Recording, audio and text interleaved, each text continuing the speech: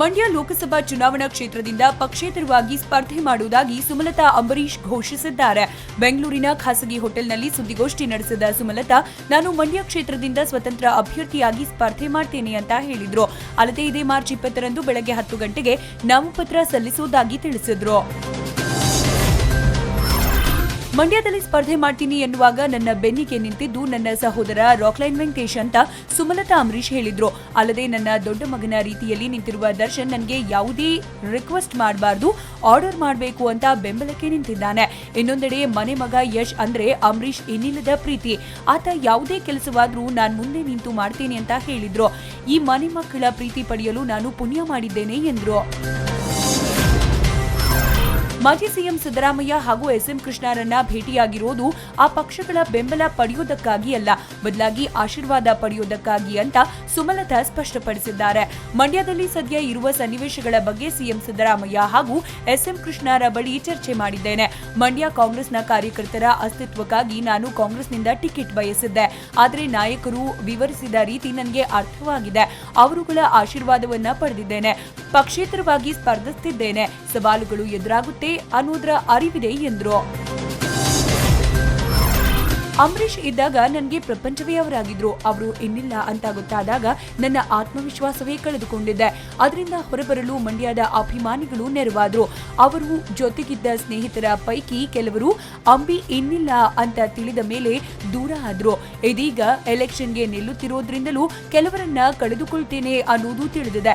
ಆದ್ರೆ ತಾನಾಗಿಯೇ ಎದುರಾಗುವ ಸವಾಲುಗಳನ್ನ ಸ್ವೀಕರಿಸಬೇಕು, ಅದನ್ನ ಸ್ವೀಕರಿಸಿದ್ದೇನೆ ಅಂತ ಅಭಿಪ್ರಾಯ ಪಟ್ರು.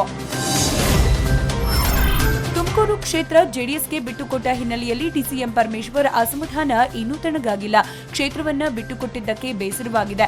ಈ ಬೆಳವಣಿಗೆ ಬಗ್ಗೆ ವರಿಷ್ಠರ ಗಮನಕ್ಕೂ ತಂದಿದ್ದೇನೆ ಅಂತ ಡಿಸಿಎಂ ಪರಮೇಶ್ವರ್ ಹೇಳಿದ್ದಾರೆ. ಪಕ್ಷದ ಹಾಲಿ ಸಂಸದರ ಕ್ಷೇತ್ರಗಳನ್ನ ಬಿಟ್ಟುಕೊಡುವುದು ಬೇಡ ಅಂತ ದೆಹಲಿಯ ಸ್ಕ್ರೀನಿಂಗ್ ಕಮಿಟಿಯಲ್ಲಿ ಚರ್ಚೆ ಮಾಡಲಾಗಿತ್ತು. ಆದರೂ ಕ್ಷೇತ್ರವನ್ನ ಕೊಟ್ಟಿರೋದು ಬೇಸರ ತಂದಿದೆ. ಕ್ಷೇತ್ರ ಬಿಟ್ಟುಕೊಡುವಂತೆ ಮನವಿ ಮಾಡಲಾಗಿದೆ ಎಂದಿದ್ದಾರೆ. ಸದಾ ವಾಸ್ತು ಪ್ರಕಾರನೇ ನಡೆದುಕೊಳ್ಳುವ ಸಚಿವ ಎಚ್.ಡಿ. ರೇವಣ್ಣ ಮೇಲುಕೋಟೆ ಚಲುವರಾಯಸ್ವಾಮಿ ದೇಗುಲದ ಸಿಬ್ಬಂದಿಗೂ ವಾಸ್ತುಶಾಸ್ತ್ರ ಹೇಳಿಕೊಟ್ಟಿದ್ದಾರೆ. ದೇವಸ್ಥಾನಕ್ಕೆ ಬಂದ ರೇವಣ್ಣರನ್ನ ಸ್ವಾಗತಿಸಿದ ಸಿಬ್ಬಂದಿ ಅವರನ್ನ ದೇಗುಲದ ದಕ್ಷಿಣ ದ್ವಾರದಿಂದ ಒಳಗಡೆ ಕರೆದುಕೊಂಡು ಹೋಗೋಕೆ ಮುಂದಾದ್ರು. ಈ ವೇಳೆ ಏನ್ರಿ ದಕ್ಷಿಣ ಭಾಗದಲ್ಲಿ ಹೋಗ್ತಾರೇನ್ರಿ, ನಡಿರಿ ಪೂರ್ವ ದ್ವಾರಕ್ಕೆ ಅಂತ ಸಿಬ್ಬಂದಿಗೆ ಸೂಚಿಸಿದ ರೇವಣ್ಣ ವಾಸ್ತು ಪ್ರಕಾರವೇ ಪೂರ್ವ ದ್ವಾರದಿಂದ ಪ್ರವೇಶ ಮಾಡಿದ್ದಾರೆ. ನಂತರ ರೇವಣ್ಣ ದಂಪತಿ ವಿಶೇಷ ಪೂಜೆ ಸಲ್ಲಿಸಿದ್ದಾರೆ.